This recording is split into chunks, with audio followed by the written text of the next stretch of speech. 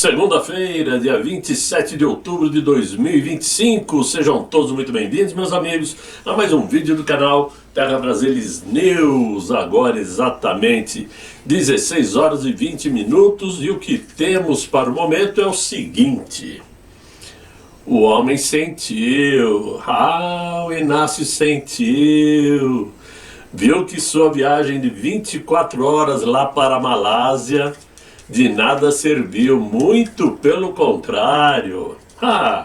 Isso ficou muito claro, principalmente quando notamos o discurso que ele fez ontem no fim do dia. Ele fez um discurso aí querendo dar uma de que estava tudo certo, tudo arrumado, né? Puxando conversas que não aconteceram.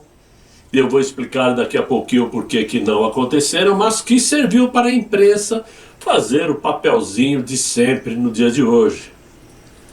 Aquelas manchetes positivas, otimistas, que só existem no imaginário do Inácio. Somente ali. E nos cofres da imprensa. Porque senão não noticiariam tudo aquilo que não aconteceu. O Inácio saiu da reunião de ontem já preparando o terreno para o fracasso. Mas isso ficou nítido. E como ontem nós fizemos ali um vídeo mais especificamente falando dos trechos da reunião, hoje nós vamos entrar em detalhes. Por exemplo, no fim do dia ele disse que não é possível, não, isso ele falou hoje, me desculpe, não é possível resolver nada em uma reunião, em uma conversa. E ele admitiu isso para, de uma certa maneira, disfarçar para o público interno que não houve avanço, né? E que não existe um cenário favorável a curto prazo para isto. Quando a pessoa sai de uma reunião onde a conversa foi positiva, de fato, onde se encontrou soluções, ele já anuncia. Ele já sai e anuncia: olha, está fechado, está acordado que a tarifa caiu, que tais produtos vão ter redução nas tarifas, e que aquele assunto lá do judiciário vai ser resolvido, e não uma reunião que termina dizendo que haverá outra reunião para discutir o assunto. Então o Inácio foi até a Malásia fazer o quê? Ele não tinha assunto a ser tratado por lá. Por mais que tenha ido cerca de 100 empresários no aviãozinho pago por nós, essa turma foi lá para fazer turismo. Fazer turismo. O que é que os empresários brasileiros têm de interesse na Malásia nos dias de hoje? Porque tudo que a Malásia tem, o Brasil não tem condições de usufruir. Como componentes riquíssimos provenientes de terras raras. O Brasil não tem essa capacidade de transformação, né, para oferecer para aviação, para oferecer nada a nível tecnológico. Não temos essa capacidade. Então, a nossa capacidade é comprar. Mas para comprar não precisa ir até lá. Os vendedores é que têm o interesse de vir atrás da gente. Então é claro que essa reunião foi para fazer de conta que havia o que ser discutido na Malásia e aproveitou para falar com Trump. Coincidência, ele falou no discurso dele, o destino marcou essa reunião em Malásia. Mas que mané destino, se essa viagem já estava marcada há muito tempo, não somente para Trump, como para ele. E ele marcou sabendo que Trump estaria na Malásia. Né? Por sua vez, Donald Trump foi ainda mais transparente quando chamou o encontro de ótimo, como quem cumpriu um protocolo cordial, mas não, digamos assim, mas completou com uma frase que mata a ilusão. Ele falou: não sei se alguma coisa vai acontecer. Quando você fala que a reunião foi ótima, mas não sabe se alguma coisa vai acontecer, É porque de ótimo não teve nada. Aquilo foi somente um encontro. Se viram, conversaram ali por 30 minutos sobre os tópicos a serem tratados, mas Donald Trump escalou o seu secretário de Comércio, o secretário do Tesouro e o secretário de Estado Marco Rubio para tratar dos assuntos posteriormente, frisando que Marco Rubio não iria tratar de economia. O assunto do Rubio é outro. E para bom entendedor, meia palavra basta. Meia palavra basta. Agora, quando um lado diz que não há como resolver agora e o outro diz que talvez nada aconteça, o diagnóstico é muito simples. As negociações não caminham a favor do Brasil. É fato. E o Inácio sabe que está pedindo alívio tarifário sem entregar a contrapartida que o Washington exige. E qual seria a contrapartida que o Washington exige? São duas. Uma econômica e outra política. A política todo mundo sabe. Aliviem a barra para Jair Bolsonaro. Prova é que antes da reunião, Donald Trump falou aos jornalistas ao lado do Inácio que sempre gostou de Jair Bolsonaro, que Bolsonaro sempre pareceu ser um cara direto. Muito embora alguém da imprensa escreveu que Bolsonaro não era assunto do Donald Trump, que o Donald Trump havia dito que Bolsonaro não era nosso problema. Não. Donald Trump falou que não era problema da jornalista da Rede Globo que perguntou se o assunto Bolsonaro estaria na mesa. E ele disse, isso não é da sua conta. Mas a CNN, com aquela maestria, diz que quando perguntaram do Bolsonaro, Trump respondeu que aquilo não era da minha conta, o inverso. Nada disso colou.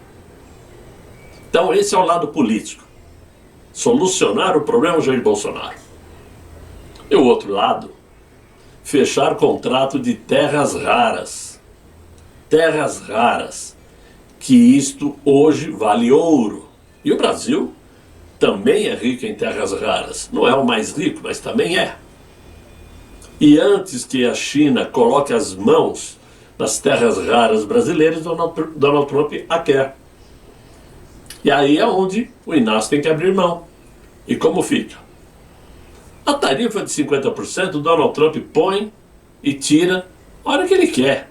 Assim como ele colocou, ele pode retirar. Isso não vai mudar o comércio bilateral. Até porque o Brasil representa 1,4% de exportações aos Estados Unidos. Por isso, lá atrás, Donald Trump avisou, o Brasil não representa nada para nós, a não ser a localização geopolítica. Aí sim, o Brasil é importante porque os Estados Unidos não querem tornar o sul global, como eles gostam de chamar, de um quintal da China, um quintal da Rússia. E por isso eles já rodearam o Caribe aí para evitar isso. Maduro vai cair e não demora muito, o Petro também vai cair. Voltando ao que interessa,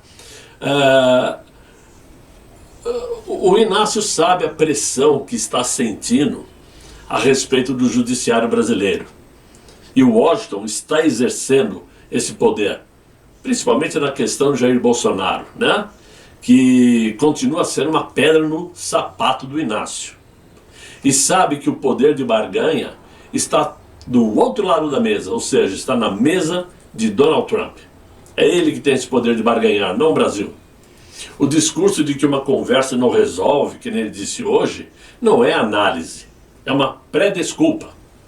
É a forma, digamos assim, diplomática de admitir que o Brasil saiu da Malásia com exatamente o que levou. Ou seja, nada. Foi com uma mão na frente e outra atrás, voltou com uma mão atrás e outra na frente. Foi isto. Ele mesmo reconheceu, o Inácio, que errou em seu discurso no fim do dia de ontem, ao falar sobre 2026, lá na Indonésia já. Eu já tinha saído da Malásia indo para a Indonésia. Ele citou 2026. E admitiu hoje que não deveria ter falado sobre isso porque ele não tem voto na Indonésia. Bom, se tiver brasileiros na Indonésia, eles votarão possivelmente. Mas de qualquer forma, quem é que está preocupado com a eleição do Inácio em 2026? Principalmente na Indonésia? Ninguém. Ele deveria ter reconhecido o seu erro grave, em novamente trazer à tona o papo furado de que no caso de Jair Bolsonaro, o rei morto é rei posto, como ele falou. Né? Como se tivesse dito isto para Donald Trump. Ele não teve peito para falar isso a Donald Trump. Como também reconhecer o erro em ter falado que se Donald Trump realmente conhecesse Jair Bolsonaro, saberia que Bolsonaro não significa nada. Trump sabe muito mais do significado de Jair Bolsonaro do que o Inácio. O Inácio tem medo. O Inácio teme. Obrigado, Amota, aqui. O Inácio treme de medo em concorrer nas urnas limpas com Jair Bolsonaro. E Donald Trump sabe muito bem disso porque passou por situação muito parecida com a de Jair Bolsonaro lá nos Estados Unidos. E se ele, o Inácio, tocou nesse assunto na Indonésia, é porque ele sentiu o golpe quando o Trump elogiou o Bolsonaro ao lado dele. Ele sentiu o golpe. Agora, quem olhou superficialmente para o encontro que aconteceu entre Donald Trump e o Inácio, pode ter imaginado aí uma diplomacia, uma reaproximação e conciliação. Pelo menos é o que a imprensa tentou passar. Mas para quem entende sobre poder e não teatro diplomático, enxergou outra cena. Enxergou um líder yankee, imperialista, que calibrou muito bem a pressão, mantendo a faca sobre a mesa. Conversou com o Inácio, e Inácio sabendo que quem tinha o poder ali era Donald Trump, não ele. As tarifas continuam em 50%, nada mudou. As sanções no mesmo lugar. Nenhuma concessão foi feita, nenhuma palavra de trégua foi dita. Muito pelo contrário. O que a imprensa tenta vender como um avanço foi, na prática, apenas a formalização de que as equipes vão se encontrar novamente para negociarem. Mas nas condições de Donald Trump, não nas de Lula, que levou a pastinha, tudo escrito em inglês, para o Donald Trump ler. Senão, se fosse português aí ninguém saberia traduzir para o Trump, né? Então, essa preocupação de levar tudo por escrito é porque quem escreveu não foi ele, obviamente. Só tem os itens de interesse a ser discutido. Mas que certamente Trump pegou aquilo, levou para casa e não vai dar nem bola. Então, enquanto o Brasil gastou 24 horas de voo até a Malásia para voltar apenas com palavras, os Estados Unidos, para mostrar a grande diferença, aproveitaram a mesma viagem para fazer o que altera um tabuleiro mundial. O tabuleiro mundial. Os Estados Unidos fechou acordos de terras raras com países do Sudeste Asiático, desmontando o poder de chantagem mineral da China. A China andou apertando o caldo aí com os Estados Unidos, falou que se não caíssem as taxas, as tarifas, não enviaria mais minerais importantíssimos para os Estados Unidos, como semicondutores, por exemplo, que faz GPS funcionar, Bluetooth funcionar, etc. e tal. Porém, em apenas 72 horas, Washington desmontou essa chantagem chinesa com suas terras raras, porque no dia 24 a Malásia assinou o Pacto Mineral com os Estados Unidos. No dia 25, a Tailândia fechou um acordo de processamento com os Estados Unidos. E no dia 26, os Estados Unidos apresentaram a estrutura completa e a China percebeu a manobra americana. Nos anexos discretos desses acordos estavam 13 bilhões de dólares para processamento na Austrália. Concessões no Camboja. E aquela réplica famosa, uma réplica ampliada de um plano japonês de 2010, que já havia cortado 30% de sua dependência chinesa, foi adotada pelos Estados Unidos. Diminuir a dependência de minerais chineses. Tudo encaixado dentro aí de um programa de 350 bilhões em infraestrutura de inteligência artificial americana. Em 72 horas, os americanos mudaram as cadeias de suprimentos estratégicas, enfraquecendo, obviamente, a chantagem chinesa contra os Estados Unidos. Enquanto isto, o Inácio, em 30 minutos de encontro, mudou apenas o tom das manchetes e posou para a foto. Aliás, na foto oficial que apareceu na internet aí, não aparece o Inácio. Não sei porquê, mas a postura jornalística no Brasil é quase infantil. Transformou um aperto de mão em vitória diplomática. Como se ser recebido por Donald Trump significasse influenciar os resultados da reunião. Nada disso. Donald Trump nada mais fez do que já tinha feito com outros, não vou chamar de parceiros, porque ainda existem relações com outros parceiros comerciais, com outros líderes de Estado. Ele fez assim com Xi Jinping, apertou, depois sentou e conversou, fez assim com Narendra Modi, lá da Índia, né? Ele faz assim com todo mundo. Ele morde e depois assopra, porque sai do jeito que ele quer. Trump abriu o diálogo sem mover 1 centímetro das condições, porque quem mantém o poder sobre a mesa não está cedendo, está controlando. Ele entrou na reunião sabendo que o que o Brasil precisa resolver, né, que é um colapso comercial que o Inácio provocou, e o Trump explorou essa dependência com muita frieza clínica. Sim, o Brasil depende dos Estados Unidos, não adianta achar ruim. Mas o que a imprensa se recusa a informar, né, é o problema que o Inácio tenta esconder, que é Jair Bolsonaro. Jair Bolsonaro hoje, eu diria que é um elefante na sala de cristais do sistema, do PT. Aquele elefante que incomoda demais e ninguém consegue retirar aquele elefante da sala. É assim. 24 horas por dia, eles tentam controlar o elefante, mas não conseguem. Né?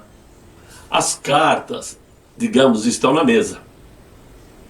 As notas americanas, desde julho, repetem a mesma razão das tarifas: a perseguição judicial e política, a oposição, principalmente, e ao ex-presidente Jair Bolsonaro, que para nós ainda é o presidente. Antes da reunião privada de ontem com o Inácio, Donald Trump fez questão de reafirmar sua admiração ao presidente Jair Bolsonaro, na frente das câmeras, para que o mundo soubesse qual é a linha vermelha que o Inácio não deve atravessar. E o mundo percebeu o incômodo do Inácio, com aquele sorriso. O que é isso? O que está acontecendo? Uma coisa mais ou menos assim. Um sorriso descontente, no momento em que Trump afirmou ter ficado aborrecido com o que aconteceu, com tudo que aconteceu com o mito brasileiro. Só que foi dentro da sala de reunião que certamente veio o trecho que não aparece em ata, onde os presidentes dizem o que não pode ser público. Eles falam ali na lata. É ali, longe das notas oficiais, que as pressões reais são pronunciadas sem polimento. O Inácio saiu da reunião sem tarifas reduzidas, sem sanções, né? Ou melhor, sem sanções suspensas, e com a obrigação de negociar com uma equipe americana que não é neutra, é alinhada a Donald Trump, né, que conhece o peso político de Jair Bolsonaro e sabe exatamente onde o Brasil sangra. Então isso não foi um gesto de paz. Foi o início de uma coerção gradual, estratégica e calculada, com uma régua milimétrica. Tá? E que, óbvio, só irá aliviar, essa tensão só vai aliviar quando o Brasil parar de usar a toga como uma arma política. Enquanto os americanos saem da Ásia com acordos minerais que definem o futuro da tecnologia e da defesa, o Brasil, com nota da imprensa, tenta disfarçar o que não aconteceu. É a diferença entre quem move o mundo e quem posa para uma foto ao lado de quem move o mundo. Então, o encontro não produziu avanço, produziu apenas diagnóstico. Essa é a verdade. Então, o que nós podemos dizer? Que novas reuniões deverão acontecer, não se sabe quando, muito possivelmente, quase certo que seja em Washington. Quem estará lá para negociar? O Alckmin, aquela fortaleza, né? Aquela aparência de chuchu, né? Querendo discutir tarifas, discutir Lei Magnitsky, com quem? Com Marco Rubio, com aquela cara de que ele não estava gostando nem de olhar para o Inácio. Vamos aguardar, vamos esperar. Os americanos sabem detalhadamente tudo o que está acontecendo no Brasil, sabe certinho. Agora, mudando de assunto, e para piorar para o Inácio, vamos comentar outra derrota duríssima para a esquerda latino-americana, que foi ontem a estrondosa vitória de Javier Milei, outro admirador de Jair Bolsonaro, até mesmo no estilo de governar. A vitória legislativa do partido de Javier Milei é mais do que uma mudança doméstica na Argentina. É um realinhamento geopolítico em curso. Com 40,84% dos votos e ampla vantagem sobre o peronismo, Milei deixou de ser apenas um presidente isolado, enfrentando aí um Congresso hostil, e passou a ganhar musculatura institucional para implementar tudo aquilo que prometeu. Tudo que prometeu. Ruptura com o eixo bolivariano e a aproximação explícita com os Estados Unidos. Para Washington, Milei é uma ótima notícia. Ele fala a linguagem do mercado livre. Mercado livre não que eu não estou a fim de fazer propaganda, né? Do livre mercado. Né? Ele faz a linguagem do livre mercado, da desregulamentação da abertura ao capital e da cooperação militar com países ocidentais, justamente no momento em que os Estados Unidos procuram parceiros confiáveis no hemisfério sul, no sul global, que a esquerda gosta de citar, para reestruturar cadeias de suprimento, conter a influência chinesa e isolar regimes autoritários, amigos de Caracas, de Havana, de Pequim. Não é? Com Javier Milei fortalecido, a Argentina deixa de ser um problema a ser contornado e vira um ativo estratégico no tabuleiro. Já para o Brasil, governado pelo Inácio, o resultado é um constrangimento político e ideológico. A Argentina, que historicamente era alinhada ao Mercosul e às apostas ideológicas da esquerda latino-americana, agora se desloca para um campo oposto. O vizinho mais importante da fronteira sul passa a mirar Washington e não Brasília. Em vez de ser sócio do Inácio, em discursos sul-americanos, Milei se tornou a contranarrativa viva, prova de que a região pode abandonar o populismo econômico e escolher o alinhamento com quem dita de fato as regras do comércio global. Com Milei, agora vitaminado, principalmente vitaminado pelo voto, o Brasil perde influência regional, perde um parceiro ideológico e perde a narrativa.